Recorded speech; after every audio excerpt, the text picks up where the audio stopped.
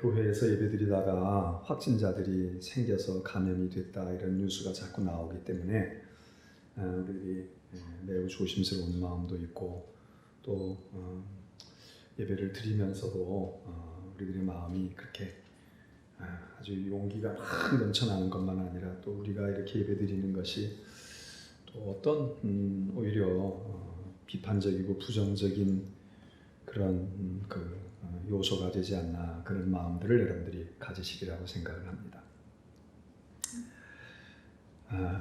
그러니까 우리가 이제 조심을 해서 이렇게 마스크를 가능한 한 다 쓰고 또 우리 찬송도 대신 마음으로 이렇게 하면서 그래도 우리가 이렇게 예배를 드릴 수 있는 것, 요 정도만이라도 얼마나 감사한 일인지 모르겠고, 그리고 사실 또 교회가 많잖아요. 우리 감리교회만 해도 한 6천 개가 넘습니다. 전국에 6천 곳이 넘어요. 그러면 장로교는 교파도 많고, 그러니까 장로교는 더 많아. 그러면 뭐 한 2만 개쯤 될지도 몰라요. 또 그 다음에 이제 다른 교회들이 많잖아요. 근데 그 수많은 교회들에서 예배드리고 우리가 그러다가 다 조심해도 뭐 확률로 볼 때 생길 수 있겠죠. 그러니까 우리는 더 조심하지만 또 너무 그런 것에 물론 우리가 부주의하고 밥 먹지 말고 뭐 하지 말고 그렇게 얘기하는데 또 우리가 또 뭐 직장 생활하고 그러다가 보면 밥도 먹고 결혼식에도 가고 또 상가집에도 가고 그리고 거기서 또 우리가 음식을 나누기도 하잖아요. 근데 상가집에서 감염됐다, 결혼식장에서 음식 먹다 감염됐다 이런 얘기는 안 나오니까 그러긴 하지만 과연 없을까 그런 생각을 해보고 또 교회에서 워낙 다 우리는 다 신원을 다 확인을 하니까 무슨 일이 생기면 교회에서 예배드리지 않았어? 뭐 이래서 사실 우리도 어디서 감염됐는지 모르잖아요. 그분들이 뭐 교회 안에서 교회에서 된 게 아니라 어디선가 돼가지고 왔다가 예배드리다가 그렇게 됐는데 우리는 신원이 확실하고 루트가 분명하니까 그러니까 얼른 끄집어내기가 쉬운 그래서 그런 것도 우리가 조금 변명 아닌 변명을 한다면 그렇게도 할 수 있고 그러니까 우리가 워낙 많은 데다가 또 우리는 또 예배를 드리고 그렇게 하니까 그래서 하여튼 우리가 더 조심하고 그리고 어쨌든 6개월을 우리가 잘 견뎌왔습니다.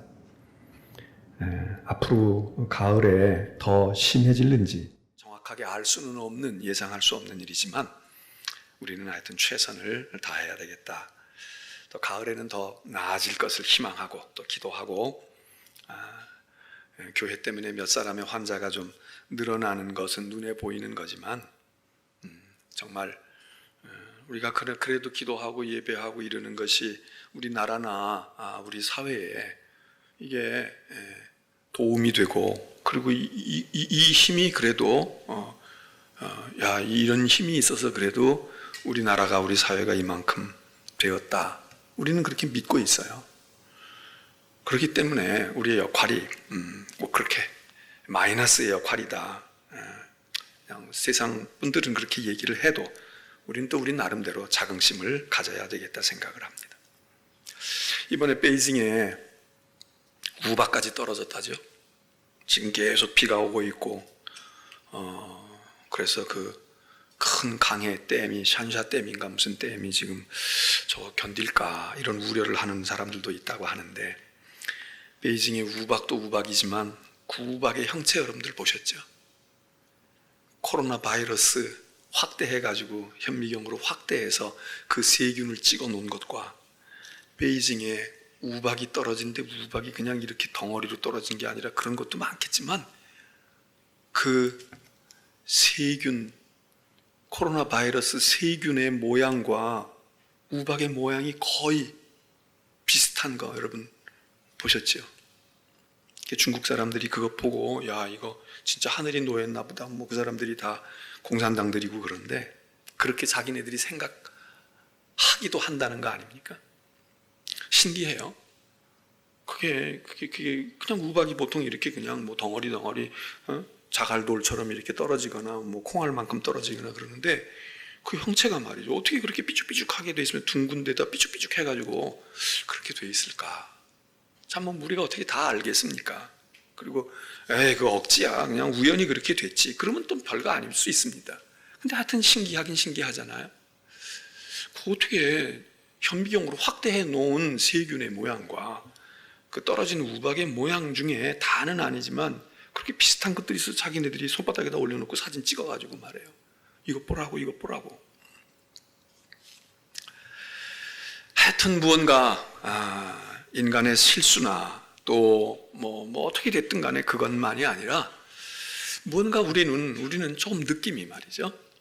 요거다 딱 찝지는 못해도 이게 의미해 주는 바가 참 여러 가지가 있다. 그런 걸 마음에 느껴봅니다. 오늘 이제 금년 상반기 우리가 어떻게 지냈는지 정말 살다 이런 일을 다 본다. 그렇게 모두가 나이가 많든 적든 느끼는데, 그러면서 우리는 6개월을 그래도 비교적 그래도 다른 나라나 세상 이야기를 들어보면 그래도 우리는 비교적 상대적으로 얘기지만 무난하게 이만하면 그래도 우리는 잘 견뎌온 거고 잘 지금 하고 있는 거야. 그렇게 우리가 느끼면서 감사하지 않을 수가 없습니다. 지난 주일 저는 디모데전서에 있는 말씀을 나누면서 우리가 이렇게 하다가 보니까 모든 리듬이 다 깨어지고 우리가 하던 생활의 습관, 우리들이 살아가던 삶의 모습이 전부 바뀌어지지 않습니까? 못하는 게 많고 전에 안 했던 걸 우리가 하게 되고 예배를 드려도 그렇고 마스크를 쓰고 생활해야 되고, 어제도 제가 결혼식장에서 어떤 분 만났는데 저보고 악수를 하자고 그러는 거예요. 근데 그분은 우리 교회 교인이 아니니까. 그래서 제가 또 바삐 그 결혼식 안내하는 거기 직원이 저기 가셔서 조금 좀 점검해야 될 게 있다고, 이제 순서에 대한 거. 그래서 바삐 가고 있는데 저를 만나서 악수를 하자고 막 그래요. 그래서 제가 마스크를 쓰고 아이고 지금 우리가 다 때가 때인 만큼 악수를 우리가 못하지 않느냐고, 그러고선 제가 악수를 못한다고 이랬더니 조금 기분 불편해 하더라고요.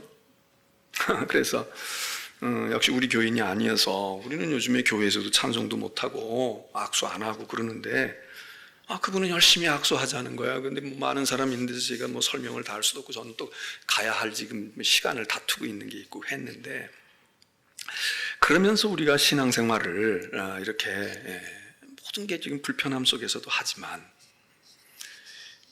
그런 중에도 우리는 이 경건을 훈련해야 된다. 예배도 드리는 거 훈련이고 기도하는 것도 훈련이고 찬양을 우리가 이렇게 막 못하지만 혼자 있을 때는 뭐 해도 되지 않습니까? 또 그리고 이런 때는 소리 내지 않지만 소리 안 내고 우리가 찬양하는 방법을 통해서 우리가 소리 내서 찬양하는 건 못지않게 우리가 어떻게 진심으로 중심으로, 오늘도 제가 이 찬송을 이렇게 들으면서 제가 여기서 찬송을 인도하고 부르면서 하게 되면 음정 맞춰야지 가사 봐야지 다 아는 찬송이긴 하지만 그래도 그거 하다가 그거에 충실하다가 사실 그 찬송이나 그 가사의 내용과 그 음미 이게 조금 반분될 때가 있거든요. 근데 요즘에는 제가 이제 찬송할 때는 하지만 그렇지 않을 때는 마음으로 그렇게 찬송하고 또 뭐 가사를 보지 않아도 이게 성악으로 다 불러주니까, 그러면서 그걸 또 미리 요 부분 끝나면 요 절이 나오는데, 그러면서 더 그 찬송의 의미를 더 뭐 박자 내가 셀 것도 없는 거고 그렇게 의미를 생각하니까 그것대로 또 은혜가 되고 좋아요. 저는 요즘에 이렇게 해도 저는 찬송에 제가 부르면서 같이 막 아멘하고 이럴 때보다도 그 은혜가 되고요. 그래서 훈련하는 겁니다. 그래서 훈련이 중요하다. 육신의 생활, 우리의 육체적인 것도 훈련하지 않으면 금방 근육이 빠져나가고 힘이 빠지는 것처럼 우리는 어떻게든지 틈새를 노리고 기회를 얻어서 할 수 있는 범위에서 우리는 훈련하고, 특별히 그 중에 경건의 훈련이 굉장히 유익한 것, 굉장히 중요한 거니까 우리는 이 경건의 훈련을 아주 소중하게 여기고 다른 것 못해도 이 훈련을 해야 된다. 이제 그런 말씀을 드렸습니다. 그런데 우리가 거기서 조금 더 생각해야 될 건, 지난번에 디모데전서 4장 6절의 말씀을 본문으로 했는데 6장에 가면 똑같은 서신에서 바울이 사도가 뭐라고 말하는가 하면, 그런데 그렇게 경건의 훈련을 합니다. 그래서 경건을 이루어요. 이 경건이라는 게 뭐 눈에 보이는 게 아니지만 믿음이 성장하고 내가 영적으로 충만해지고 내 영혼이 잘 되고, 그래서 뭐가 돼요? 경건의 모습을 갖춥니다. 그런데 바울이 6장에서는 뭐라고 말하냐면, 그러나 그렇게 경건의 훈련을 해서 경건을 유지하고 경건을 쌓아가고 있어도 그 경건이 아무 유익이 없을 수도 있다는 이야기를 합니다. 누구든지 다른 교훈을 하며 바른 말 곧 우리 주 예수 그리스도의 말씀과 경건에 관한 교훈을 따르지 아니하면 마음이 부패하여지고 진리를 잃어버려 경건을 이익의 방도로 생각하는 자들의 다툼이 일어나느니라. 여러분, 경건을 추구합니다. 훈련해요. 예배드리고 열심히 해요. 그런데 정말 하나님의 말씀, 그리스도의 말씀, 그거를 마음에 품고 있지 않아. 그래서 겉보기에는 운동을 열심히 한다고요. 자, 다이어트 하는 사람이 열심히 다이어트의 원리를 따라서 뭐 음식을 닭가슴살을 먹고 뭐 샐러드를 먹고 뭐 어떻게 해요. 그리고 운동 열심히 해. 근데 또 허기가 오는 거야. 배가 고픈 거야. 그러니까 못 참아. 아이스크림도 먹고 또 자기 좋아하는 거 먹고 간식 시켜다 먹고, 운동했으니까 이제 그래도 좀 먹어도 되겠지. 스스로 다 계산하고 있어. 그래서 먹습니다. 먹고 난 다음에 또 이거 먹지 말아야 되는데 먹었네. 또 운동해야지. 또 집에도 못 가고 또 열심히 운동합니다. 그리고 24시간을 살아. 이익이 있을까요? 다이어트 효과가 날까요? 우리가 경건을 훈련하고 경건을 열심히 해도 여기 성경 말씀에 디모데전서 6장에 경건을 이익의 방도로 생각하면, 그 경건을 해서 그것 가지고 내가 복 받을 거야, 그것 가지고 내가 뭐 어떻게 될 거야, 그것 가지고 이거를 하나의 방도로, 그 경건 자체를 중요하게 여기지 않고 우리가 예배 드리는 이 예배 자체가 중요한 거예요. 예배 드리고 났더니 내가 뭐 사업이 잘 됐다, 뭐 이거는 부수적인 겁니다. 그거는 돼도 그만이고 안 돼도 그만이에요. 우리가 물건을 살 때에 뭐 덤으로 주는 거 있잖아. 덤으로 주는 걸 사기 위해서 우리가 삽니까? 덤으로 주는 건 꼭 필요하다면 덤으로 주면 다행이야. 고맙다. 하나 더 쓸 수 있는데. 그런데 그게 아니라 덤으로 안 줘도 그건 내가 샀어야 돼. 사는 겁니다. 경건하고 난 다음에 내가 뭐가 어떻게 되니까 이렇게 생각하는 사람들은 경건이 훈련 열심히 하고 예배 열심히 드리고 열심히 기도하고 열심히 말씀을 마음에 담아도 그것 통해서 그게 내 이익을, 내가 세상에 어떤 이익을 얻는 하나의 방도로 생각한다. 그러면 소용없다는 거예요. 그리고 그런 사람들의 특징은 어떻게 되느냐? 교회 일 열심히 하고 예배 열심히 드리고 헌신 열심히 하는데 다툼이 일어난다는 겁니다.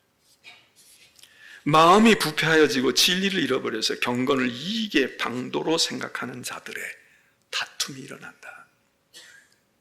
교회 일 열심히 하고 시험에 들어요. 열심히 정말 했는지 안 했는지도 판단해 봐야 되지만 하여튼 나름대로 열심히 했어. 근데 왜 그런 일이 생길까요? 왜 어려움이 올까요? 경건을 이익의 방도로 생각하는 거예요. 경건이 목적이어야 하는데 그냥 건강해지면 건강해진 게 좋은 겁니다.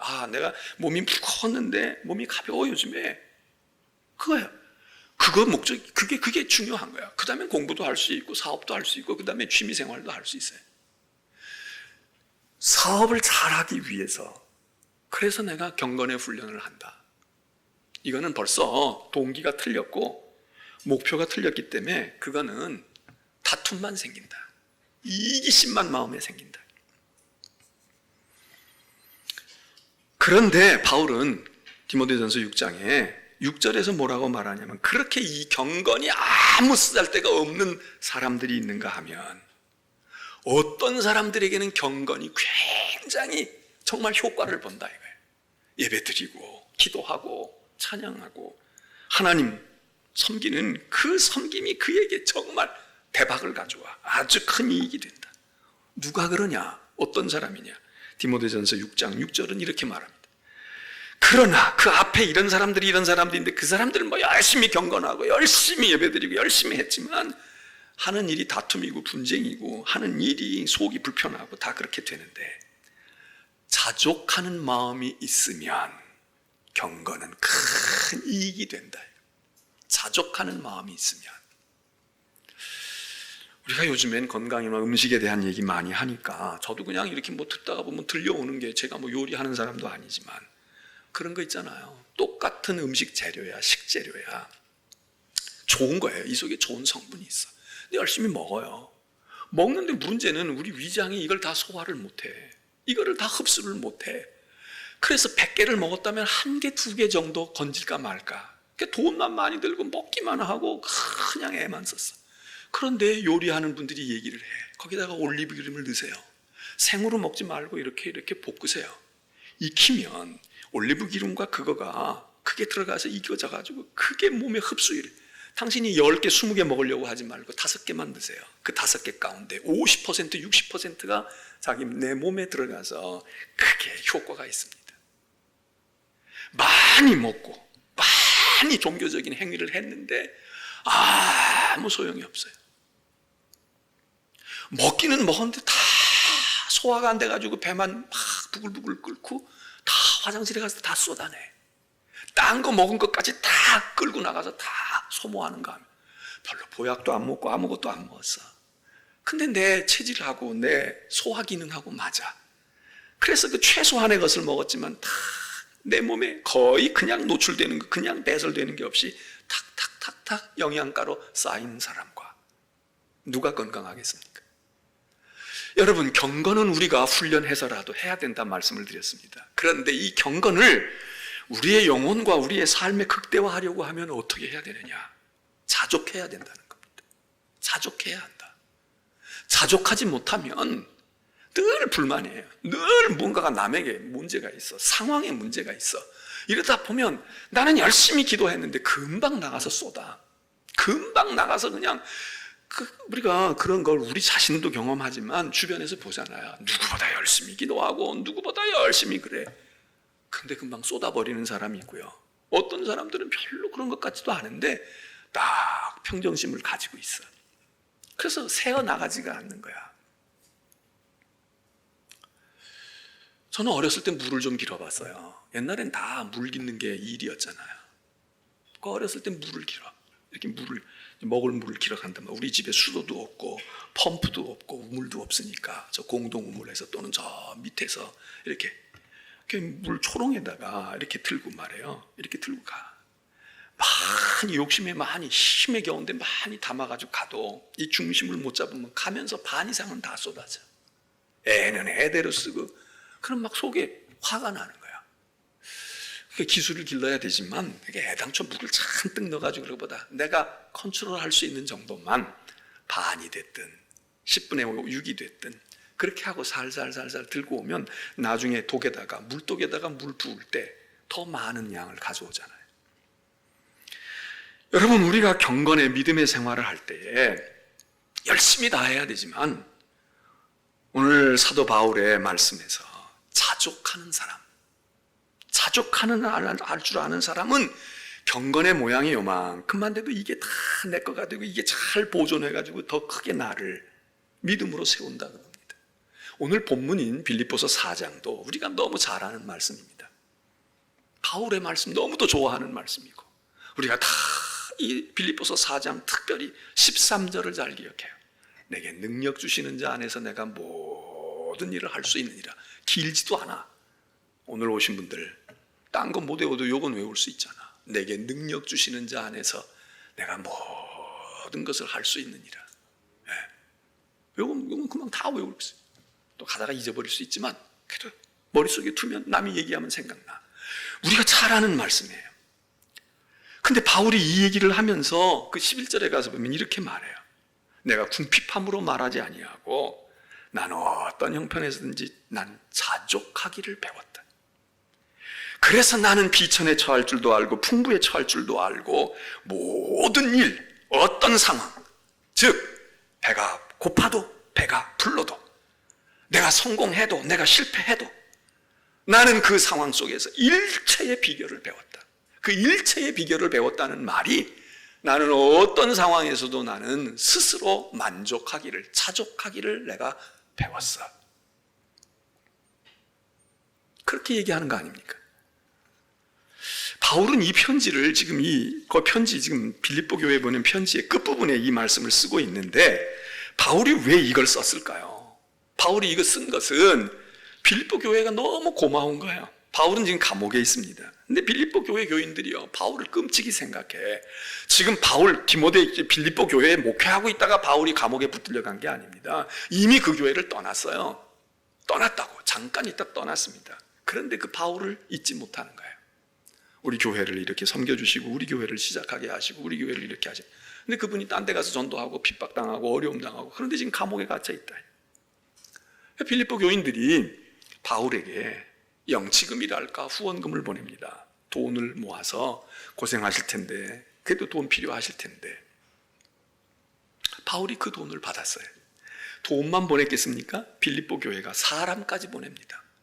돈만 있으면 뭐해? 필요할 때 심부름도 해드리고, 그래도 면회도 가야 되고, 뭐 필요한 것 있으면 하고, 또 필요할 때는 뭐 좀 간수장에게 좀 어떻게 해서 편리를 좀 도모해드려야지. 그래서 사람 하나를, 에바브로디도라는 사람 하나를, 신실한 사람 하나를 교회에서 뽑아서 보냅니다. 노점 가서 사도님을 좀 보필하고 보살펴드리고, 감옥 생활 하시는데 얼마나 힘드시겠어. 좀 살펴보고 연락할 거 있으면 우리한테 연락해. 이러고 사람까지 보냅니다.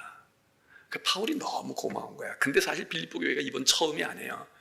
바울이 얘기하면 너희가 벌써 그 전에도 이런 일들을 했던 거야. 했던 교회가 하지, 했던 사람이 하지, 안 했던 사람이 갑자기 하는 일은 상당히 쉽지가 않습니다.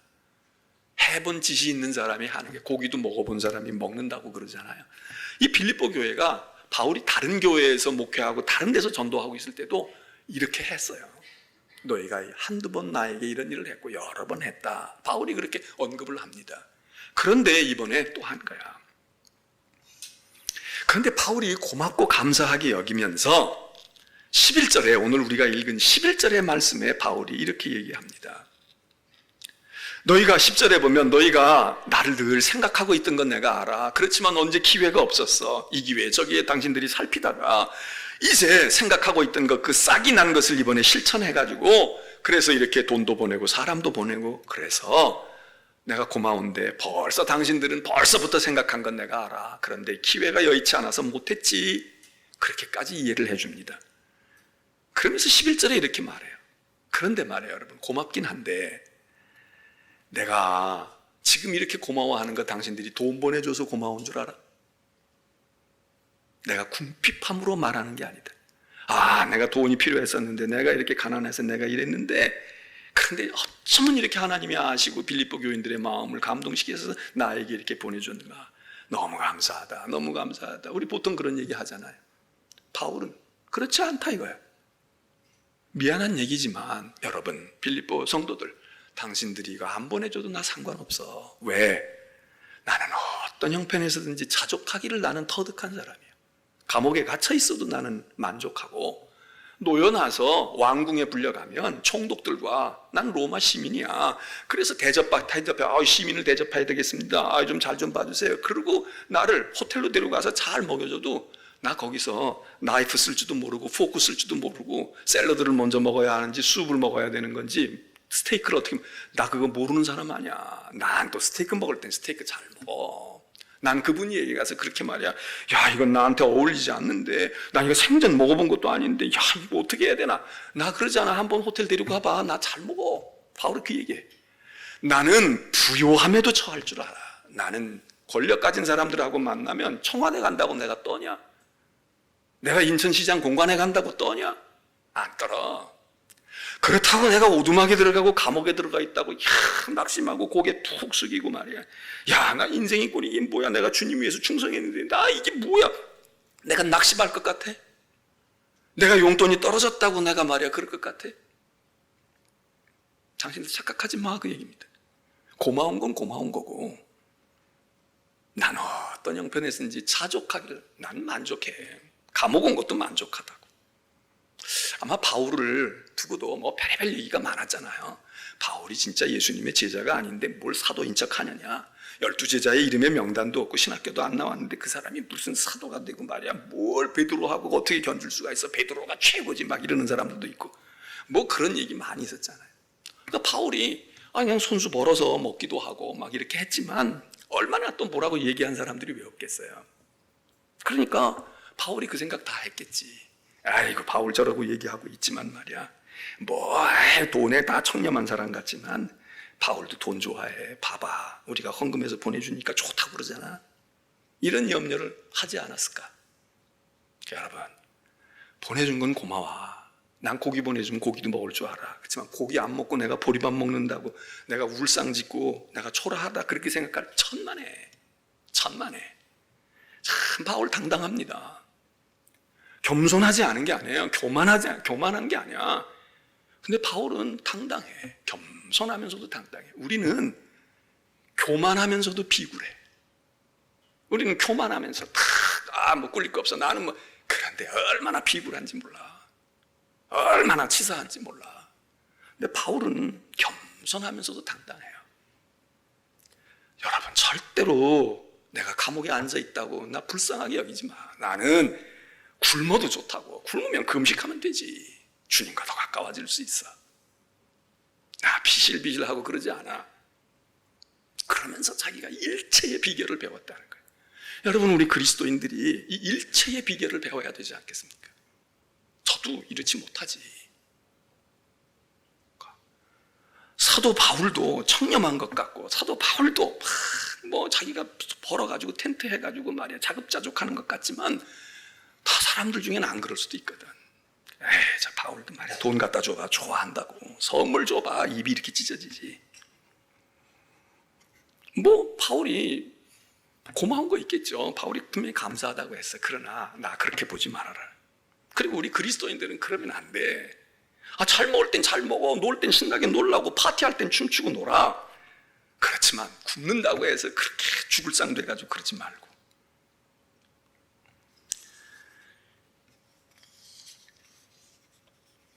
그런데 말이죠. 이 자족이라고 하는 것은 예수 믿는 사람들만 중요한 덕목이냐? 그렇지 않아요. 이 성경이 쓰일 때 빌립보서가 쓰여지고 있을 때 지금부터 그냥 우리가 줄 잡아서 한 2000년 전이라고 보자고요. 그 당시에 힐랍의 철학들이 유명했잖아요. 헬라의 철학들 가운데서 스토아 학파라는 사람들이 있었어요. 이 사람들은 금욕주의자들이에요. 그래서 이 사람들의 덕목은 최고의 덕목은 뭐냐 하면 절제하고 그리고 만족하는 겁니다. 뭘 얻고 성공하려고 하는 사람들이 아니라 그냥 자기의 현실의 생활 속에서 만족을 찾아가는 법을 가르쳐주고 그거를 실천하는 사람들입니다. 그러니까 자연히 금욕적이 되고 절제해야. 그러면서 만족하는 거야. 행복을 간직하는 겁니다. 이 스토아 학파 사람들이 자족에 대한 얘기를 많이 했어요. 마치 우리 동양 윤리가 유교 윤리가 인, 효 이게 모든 덕목이 많잖아요. 많은 덕목 가운데도 인 이거 굉장히 중요한 거잖아요. 어질다. 그리고 효 이게 모든 백행의 근본이다. 뭐 이렇게 얘기하면서 많은 윤리에 뭐 사랑도 있고 뭣도 있고 많이 있지만 인, 효 이런 것들이 중요한 덕목으로 떠오르는 것처럼 이 당시의 사람들은 만족, 행복 그런데 그 행복이라고 하는 게 자기 만족에서 오는 거야. 스스로 자족하면 되는 거야. 이렇게 가르쳤단 말이죠. 그런데 이 바울도 지금 그 얘기를 해요. 야 그리스도인이 뭐야? 만족한 삶을 사는 거야. 자족하는 거야. 배가 고파도 우리는 그것 때문에 말이야 불행하다 어쩌다 그러자 또 뭐 조금 산다 그래가지고 우쭐거리고 말이야 나는 말이야 뭐 이러지 않아. 우리는 어느 형편에서든지 만족할 수 있다. 근데 스토아 학파의 철학자들은 이렇게 얘기해요. 그 만족하기 위해서 어떻게 해야 되느냐? 노력을 많이 해야 돼. 무슨 노력을 해야 되느냐? 욕심을 줄여라 이거야. 많이 얻어야지. 어떻게 하면 성공할까? 공부 많이 해야지. 뭐 경험을 쌓고 사람관계 잘 맺어야지. 사회성이 좋아야지. 돈 벌어야지. 뭐 줄 잘 서야지. 이렇게 얘기하지 아니하고 누군가 행복하게 너희가 해주려고 하냐? 너 자신은 말할 것도 없지만 누군가를 네 자식이 됐든 네 누군 친구를 행복하게 해주려면 스토아 학파 철학자들은 얘기해요. 소유물을 주지 말아라. 물질을 주지 말아라. 돈을 주지 말아라. 땅을 주지 말고 유산을 주지 말아라. 그를 행복하게 해주고 싶다면 그가 가지고 있는 욕심을 제거해줘라. 욕심이 뽑아나가도록 해줘라. 그럼 그 사람이 만족할 거야. 이렇게 가르칩니다. 굉장히 쓸모있는 이야기죠. 만족은 뭐냐? 많이 가지고 돈이 됐든 명예가 됐든 권력이 됐든 뭐 건강이 됐든 시간이 됐든 많이 가지고 있을 때 우리는 만족. 이 배에 포만감이 오잖아요. 이 배도 그렇잖아. 먹어가지고 잘 먹었다. 그리고 등 대고 말해요. 그리고 잠자고 배가 남산만큼 올라올 때 그때 우리가 행복감이 있지만, 그러나 여러분 속을 비워 놓았을 때 행복감 얼마나 큽니까? 막 우리가 속이 볶여요. 음식을 잘못 먹었거나 뭐가 어떻게 돼가지고 막 볶여. 그럴 때 드는 생각이 뭡니까? 이걸 여기 토해내든지 아니면 설사를 하든지 이걸 비웠으면, 속이 비워지면 편할 것 같아. 속을 비우. 근데 이게 음식물이 여기 담겨져 있고 많이 있으면 있을수록 토사광난이 일어나면 어떻게 됩니까? 우리가 막 토하고 설사해요. 그런데 여기 뭐 조금 남아있는 거야. 그놈이 또 화장실을 끌고 가게. 그놈이 또. 그런데 막 쫙쫙쫙쫙 쏟다가 거의 물처럼 다 쏟아. 배가 홀쭉해져. 아무것도 없어. 허전하긴 하지만 그때 속이 편해지잖아요. 그리고 못 잔 잠이 오잖아. 잠자고 일어나. 여러분, 아무것도 없는 게 얼마나 편해. 요만큼이라도 남아있어 보세요. 지금 식중독 나가지고 어디서 뭐 안산인가 어디서 지금 뭐 급식한 것 때문에 난리가 났다는데, 여러분 먹은 것 때문에 포만감을 가지고 행복감을 가지지만 이놈이 속이 편해야 말이지. 이게 막 들끓고 이게 나를 뒤틀리게 하고 위장을 대장을 막 들쑤셔놔. 그러면 생각나는 거 딴 게 없어. 다 그냥 이리든지 다 쏟아버렸으면 비우는 겁니다. 스토아 철학자들이 그걸 얘기해요. 욕심을 줄여줘. 가지고 있는 걸 줄이면 더 편안해지고 더 행복해져. 그렇게 얘기합니다. 만족은 무엇을 소유함으로가 아닌 욕심을 최소화하는 데 있다. 이렇게 가르쳐 줍니다. 소크라테스라는 유명한 철인도 어떤 분이 물어요.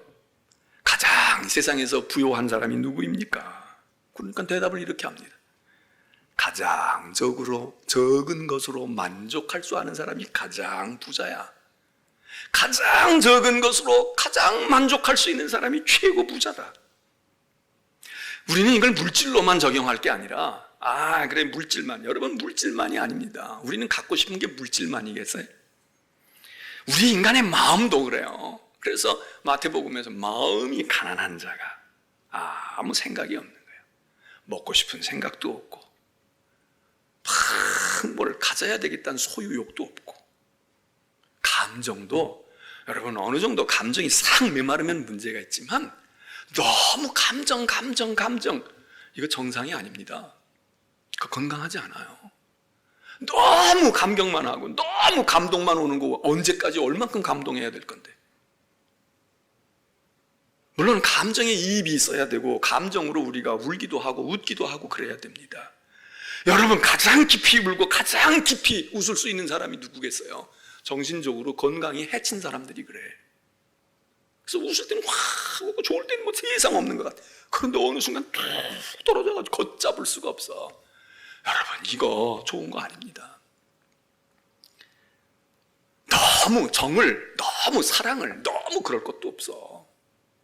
사랑 우리 받을 만큼 받아봤잖아요. 해볼 만큼 해봤잖아.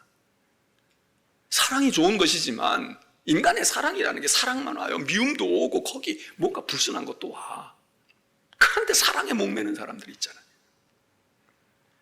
너무 인정받는 거에 우리가 너무 인생의 가치를 거기다 둘 거 없습니다.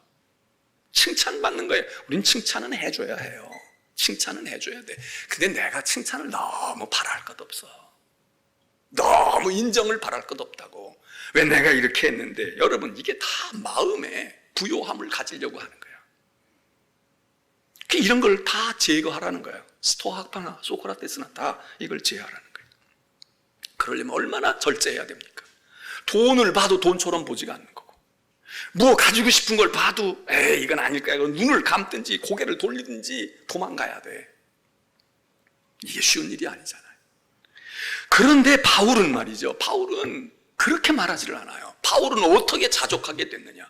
어떻게 만족을 얻게 됐느냐? 내게 능력 주시는 자 안에서, 이렇게 얘기합니다. 내게 능력 주시는 자 안에서. 스토아파의 철인들은 만족을 얻으려면 자기 자신이 훌륭해져야 돼요. 황금을 돌같이 봐야 돼. 명예, 나는 그거 대단한 거 아니야. 그까짓 게 무슨 이렇게 초월해야 돼. 이게 보통 일이 아닙니다. 이게 보통 위대해져가지고 이게 쉬운 일이 아니야. 근데 그 길을 가라는 거야. 그 길을 훈련 자꾸 시켜줘야. 야, 이게 돌이냐 황금이냐 돌이냐. 황금이야. 이게 무슨 황금이야. 이거 황금 아니야. 돌로 봐야 돼. 이걸 말이야 그냥 쓸데없는 배설물로 봐야 돼. 이러고 자꾸 가르쳐 줍니다. 어느 정도 돼요. 근데 바울은 그렇게 얘기하지 않아요. 내게 능력 주시는 자 안에서 내가 배고픔도 겪을 수 있고 배부름도 내가 거기에서 교만하지 않을 수 있고. 무슨 얘기입니까? 능력이 하나님이 나에게 뭐 성공할 수 있는 능력, 내가 핍박을 받는데도 내가 죽음을 두려워하지 않을 수 있는 이런 능력을 주는 것도 있지만 하나님의 은혜로 그런 얘기입니다. 하나님의 은혜로. 나의 훌륭함과 나의 수련해가지고 내가 의지를 가지고 내가 그만큼 노력해서 나는 그런 거 초연한 사람이야. 나는 그런 거 내가 넘어갈 줄 알아. 끄떡없어 넘어가지 않아. 이렇게 생각하지 않고 하나님의 능력 때문에 나도 돈 좋아하거든. 나도 정에 굶주린 사람이거든. 나도 배고픔을 못 잡는 사람이거든. 근데 이상해. 하나님의 은혜로 말이야. 나 담배 하루에 한 가치만 안 펴도 난리가 났던 사람인데 근데 왠지 그게 싫어졌어. 술, 내가 밥은 못 먹어도 내가 술은 먹어야 했던 사람이야. 그런데 내가 술 끊으려고 금주하려고 금연하려고 애썼는데 손가락까지 잘라도 못하는 사람들 있잖아요. 그런데 어떤 사람들은요 그냥 냄새가 그다음부터 싫어지는 거야. 어느 순간 그걸 먹으면 내가 속이 편안해. 먹고 싶어. 입에서는 먹고 싶은데 먹을 수가 없는 거. 이 경험을 하는 게 어떤 사람들은 있잖아요. 바울 지금 그 얘기를 해요. 나도 명예 좋아하고 나도 지식력이 있잖아. 내가 얼마나 공부 많이 했어. 그런데 어느 순간 나에게 배설물처럼 여겨져. 쓸데없는 게 다 하잘도 없군. 그게 별거 아닌 거라고 내게 자꾸 그런 생각이 오는 거야. 그런 느낌이 오고 그런 마음이 온다고. 내가 밀쳐내서 된 게 아니라 그걸 왜 그러겠어? 하나님이 내게 능력 주셔서야. 내가 성질이, 내 성품이 훌륭하지 않아. 내가 그렇게 인내심이 있고 내가 그렇게 돈에 깨끗한 사람이 아니야. 그런데 언젠가부터 다 귀찮아. 그게 아니야. 오로지 그분이 내게 주신 능력, 그분의 은혜로. 여러분, 이게 다른 겁니다. 우리는 만족해야 경건이 우리에게 큰 이익이 됩니다. 만족하지, 스스로 만족하지 않고 경건, 믿음, 기도, 은혜 이렇게 생각하면 그거 나도 망가뜨리고 남도 망가뜨리고 교회도 망가뜨려요. 그러면 어떻게 만족해야 되느냐? 어떻게 만족이 되느냐? 막 노력도 해야 되죠. 우리가 훈련도 해야 돼. 근데 우리가 훈련하는 이유는 내가 그 역할 해낼게 이 얘기가 아니에요. 우리는 은혜를 갈망하기 때문에 훈련하는 거야. 능력 주시는 자에게 능력을 구하고 하나님의 은혜를 구해서 하나님, 그래요. 나 언제부턴가 그랬는데 언제부턴가 저도 오래전 얘기고 뭐 얘기했었지만 저도 젊었을 때죠. 젊을 때인데도 먹으면 소화가 안 되고 막 그랬어요. 한약도 먹고 병원에도 가고 그러고 했는데 뭐 신경성이라고 그러고 뭐가 없는 거야. 근데 언젠가부터 보니까 제가 약을 안 먹어도 되고 언젠가부터 그러더라고. 뭐 한 30년도 더 된 얘기예요. 언젠가부터 그렇게 돼. 야, 내가 언제부터 속이 편해졌지? 언제같이 먹어도 내가 괜찮았지? 나도 잘 몰라. 특별히 내가 뭐 한 것도 없어. 하나님의 은혜로구나. 물론 생활의 환경이 바뀌고 뭐가 바뀐 건 있겠죠. 근데 하나님의 은혜야. 바클레이라는 사람이 말이죠. 성서학자 유명한 분이 있습니다. 이분이 이 부분을 해석을 하면서 이렇게 얘기해요. 바울은 스스로 만족하는 비결을 배웠다고 얘기를 했는데 그 만족은 보통 세상의 만족은요 자기가 스스로 만족하는 거야. 자급자족. 그거 줄이면 자족이 돼. 내가 스스로 다 얻어서 그것 때문에 만족한 거. 이 자급자족이 자족입니다. 그런데 바클레이는 이 얘기를 하면서 바울의 자족은 자급자족이 아니라 신급자족이다 이렇게 얘기를 해요. 하나님이 공급하시는 것 때문에 만족하게 됐다. 내가 덕망을 쌓아서 내가 인격이 훌륭해서 인품이 그래가지고 내가 꼭 참고 이래서가 된 게 아니고 나도 그거 못 참아. 내가 전 같으면 뒤집어 엎었지. 내가 전 같으면 내가 이를 갈아도 갈. 근데 모르게 그냥 내가 못 들을 수도 있고 들었는데 그게 그거야. 그런지도 모르고 그냥 갈 수도 있고. 참 이상하다. 바울이 그 얘기하는 거예요. 내게 능력 주시는 그분 안에 있기 때문에. 여러분 우리가 다윗의 시를 좋아하잖아요. 다윗의 시 가운데 23편을 우리가 좋아합니다. 그런데 다윗이 거기서 뭐라고 말하느냐. 자기가 어린 양이야. 양과 같은데 그 양이 만족할 수가 없는 거예요. 보호를 받을 수 있습니까? 남을 공격할 수가 있습니까? 그런데 다윗이 이렇게 얘기해요. 여호와가 나의 목자시니 내게 부족함이 없다. 만족하다. 풀밭을 얻었기 때문에 뿔이 없는데 공격할 무서운 뿔을 내가 얻었기 때문에 내게 지위가 높아졌기 때문에 나는 만족하다 이렇게 얘기하지 않아요. 난 똑같이 연약한 양입니다. 똑같이 난 잡혀먹을 수밖에 없어. 난 땅 한 평 가진 게 없어. 내 집에 우물 하나가 없어. 그런데 전에는 비참했던 양이야. 죽임을 당할 수밖에 없는 양이야. 그런데 난 이제 걱정이 없어. 난 이제 부족함이 없다. 왜? 바뀐 건 하나야. 여호와 하나님이 나의 목자이시니. 그전엔 자기가 자기 인생을 살았어요. 근데 지금 이 다윗이 깨닫는 거야. 하나님이 나의 목자가 되시고 나니까 내 손에 쥐어진 것이 없고 내가 달라진 신분에 뭐가 상승도 없고 아무 환경의 변화가 없지만 난 여전히 양이 한 마리야. 근데 나는 목자가 있어. 그리고 그 목자가 여호와이시니 내게 부족함이 없다. 이 얘기나 바울이 지금 얘기하는 내게 능력 주시는 자 안에 있더니 내가 모든 일을 할 수 있고 나는 부족함이 없고 나는 다 어떤 상황에도 처할 수 있다. 얘기가 뭐가 다릅니까? 나를 푸른 풀밭에 누이시지요. 쉴만한 물가로 데려가시는데 내가 뭐하러 풀밭을 가져요. 내가 뭐하러 저수지를 만들어요. 그가 나를 지키시는데 내가 똑똑해서가 아니야. 바울 너 쓸만하구나. 야, 너 같은 놈 찾았어. 그랬는데 너 괜찮아. 내가 너를 쓸 거야. 이래서 바울이 그래 택함 받았다고도 얘기 안 해요. 바울이 얘기하잖아요. 딴 곳에서 난 만삭도 되지 못해서 태어난 사람이고 나는 죄인 중에 괴수 같은 존재다. 하나님이 날 택정하셨다. 근데 여기 다윗은 이야기를 합니다.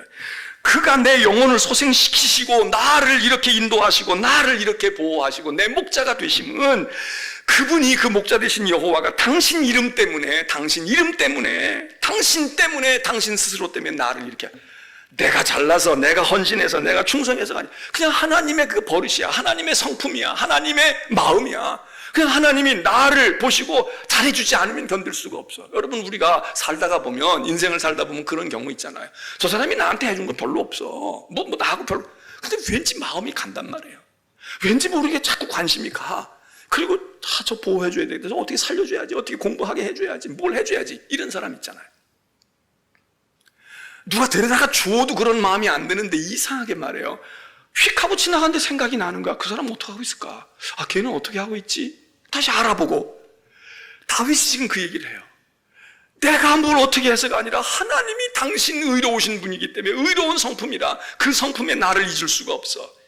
자기 이름을 위하여 나를 의의 길로 인도하시고 내가 죽음의 골짜기 지나갈 때에도 나는 그래서 겁이 없어. 왜? 목자가 나와 함께 계시니까. 나는 손에 지팡이 하나 없고 막대기 하나 없고 권총 한 자루 없다. 그런데 그가 나와 함께 하시니. 누가? 목자가 여호와가 함께 하시니. 무슨 것으로 만족합니까? 하나님의 능력입니다.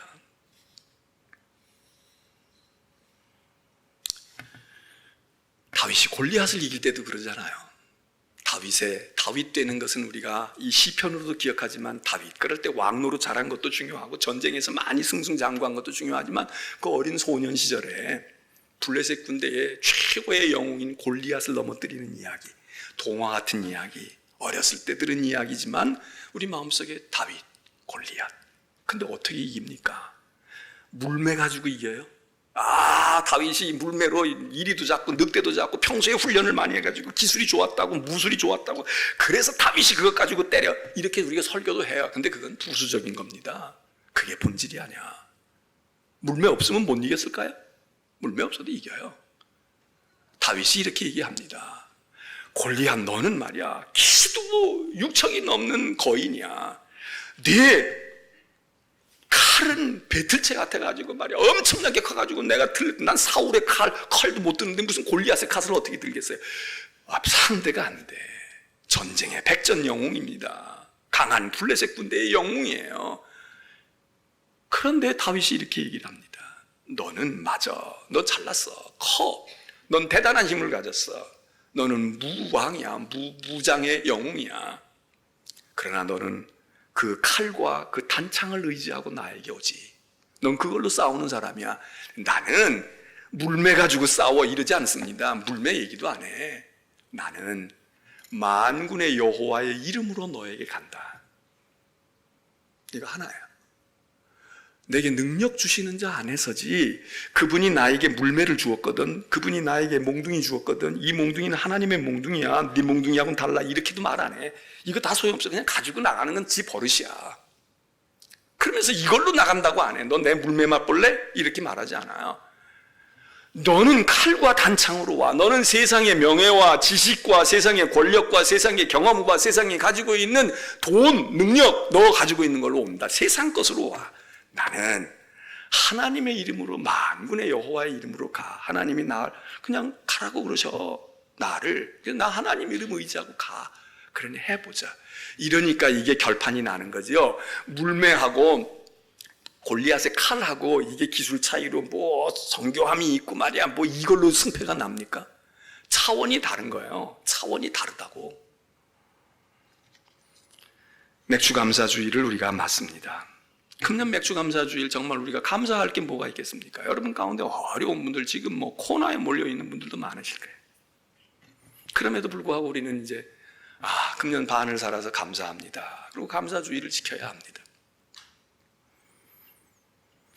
내게 능력 주시는 자 안에서, 이 말도 했지만 바울은 디모데전서에서 이렇게 얘기합니다. 야, 자족하는 마음이 있으면 경건은 너에게 큰 유익이 되고 크게 복의 근원이 되는데, 7절에 어떻게 자족하느냐? 우리가 이 세상에 아무것도 가지고 온 것이 없다. 또한 아무것도 가지고 갈 것이 없잖아. 그런데 우리 지금 먹어 입을 것이 있어. 그러면 족한 거야. 그러면 족한 거라고. 혹시 끼니 가운데 간데 없는 분 계십니까? 제가 몰라서 그러니 저한테 알려주십시오. 전 나눠 먹을 것이 있습니다. 혹시 이부자리를 덮으실 게 없으십니까? 저희 집에 좋은 건 아니라도 이부자리 여러 채 있습니다. 나눌 수 있습니다. 우리가 세상에 아무것도 가지고 온 것이 없다. 갈 때 가지고 가? 가락지 하나 끼고라도 가니? 너 먹을 것 입고 입을 것이 있으면 만족할 수 있어. 여러분, 우리는 그 감사로 7월 첫 주일 시작하면서 하반기를 어떤 환경에서든지 만족합니다. 그 시작을 또 해야 되겠습니다. 이번에 우리 교회가 대출을 받는데 아직도 이제 남아있어요. 정부에서 또 심사를 해가지고 또 해야 된대. 근데 교단까지는 됐대요. 여러분, 아무것도 없는 것만이 아니라 나는 빚을 졌어요. 나는 빚이 있어요. 그렇게 생각하세요. 여러분, 빚이 하나도 없는 분과, 물론 그 중에 알토란 같아가지고 빚이 없는 사람은 그렇지만, 빚이라도 내면 좋은데 빚을 낼 수가 없는 사람이 있어. 나는 빚이라도 낼 수가 있어. 집도 있고 회사도 있고 내 직장도 있고. 근데 어떤 사람은 빚을 지고 싶은 거야. 나에게 빚 좀 주세요. 내가 열심히 해서 틀림없이 갚을게요. 안 줘. 우리 교회도 이번에 좋은 이율로 물어보세요. 2.8%에 그렇게 많은 금액의 대출을 우리가 못하고 회사가 있습니까? 무슨 땅이 있는 게 아니고 그냥 우리가 쓰고 있는 예배당이고 저거잖아요.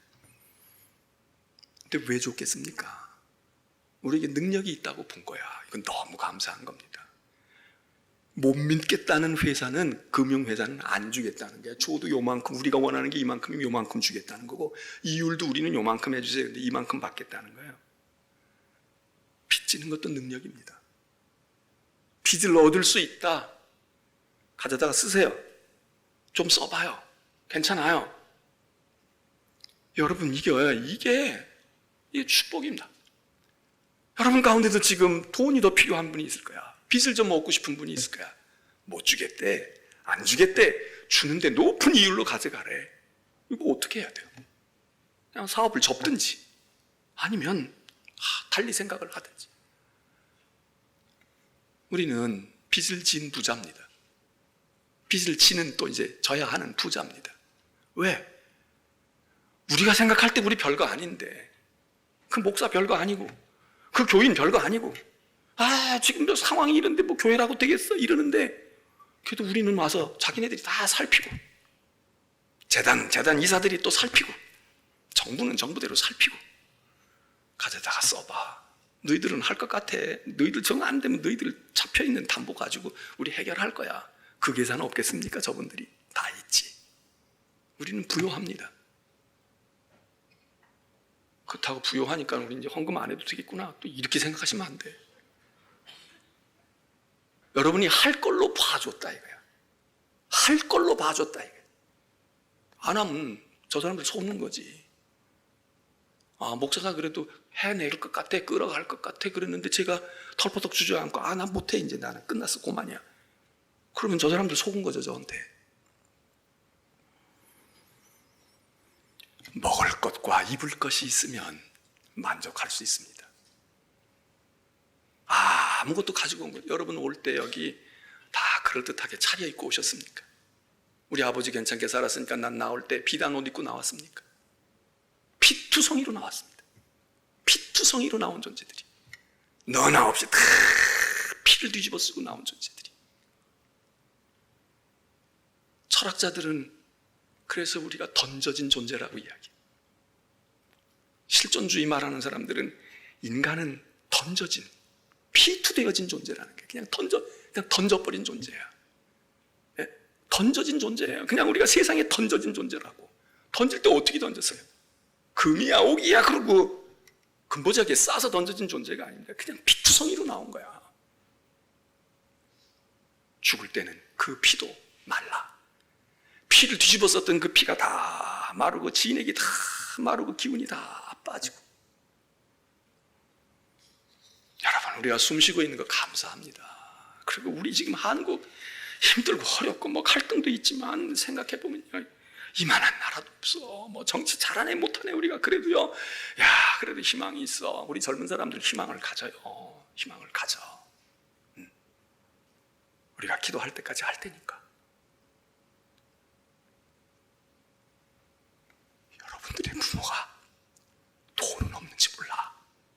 그런데 꿈은 심어줄 수 있는 이들이 많이 있어.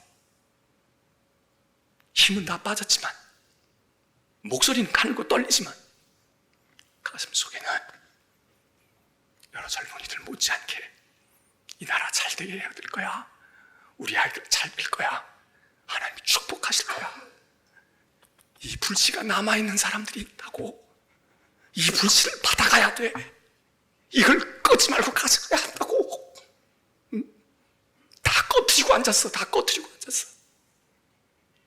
오래 못 가. 우리가 오래 못 견딘다고요. 얼마 안 남았어. 심지가 연필을 꺾을 게 아니야. 부러진 연필 지금 난리잖아. 연필 부러뜨리는 그 팩이 가지고, 그 연필 가지고 와서 불 좀 붙여가라고. 불 좀 붙여가. 당신들의 어머니, 아버지, 할머니, 할아버지들 불꽃이 꺼져 간단 말이야. 연필을 왜 꺾어뜨려? 그 심정 오죽하면 그러겠어요. 제가 알지. 그 용기가 있으면 그 연필 가지고 세상 가서 붙이려고 하지 말고, 엄마 아버지 여기다가 나한테 붙여줘. 살아요. 일어난다고. 우리 엄마 아버지들은 아무것도 없는 데서 했어. 또 엄마들이 불씨를 가지고 있잖아 지금. 그래서 우리가 예배당 짓는 거 아니에요? 그 불씨 붙여주려고. 여러분 힘을 다해서 다 해야 돼. 자꾸 딴 생각하면 안 돼요. 전 정말 미련 없어요. 예? 제가 뭔 미련이 있겠어요? 전 미련이 없어. 우리 애들이 여기서 살지도 않아. 만족하고. 우리 교회에 불만이 있을 수도 있어요. 어려움이 있을 수도 있어. 먹을 것이 있잖아. 주일날 와서 예배드릴 공간이 있고 찬송할 수 있고 기도할 거리가 있고 먹고 입을 것이 있으니 만족하단 말이에요. 만족해. 이것도 못할 때가 올 수 있단 말이에요. 두세 달 뒤에 올지도 몰라. 오늘이라도 우리 가운데 확진자가 한 사람 나오면 다음 주일날 우리는 여기 문 닫아. 하지 말라는데 어떻게 해요? 그러니까 여러분, 너무 감사한 거예요. 너무 감사한 거야. 그래, 난 먹을 것이 있고 입을 것이 있고 먹을 수 있는 입이 있어. 걸칠 수 있는 몸뚱아리가 지금 있다고. 그러니 자족해, 만족해. 많이 먹은 분들은 그동안 많이 먹었으니 감사하고요. 못 먹은 분들은 어차피 못 먹고 여기까지 왔잖아. 그러니까 요즘 조금 못 먹어도 괜찮아. 네. 여러분, 7월 달부터 하나님께 감사하고 힘있게 여러분의 사업도 일어나고 가정도 건강도 그리고 우리의 믿음도 그리고 우리 성전 짓는 것도. 그래서 이제 1년쯤 남은 것 같아. 뭐 무슨 변수가 오지 않으면 이제 1년이거든. 죽었다 깼다 생각하면 1년 안 가겠어요? 1년 가. 우리가 다 하나님의 은혜 가운데 있는 만족한 성도들 모두가 되시기를 축원합니다.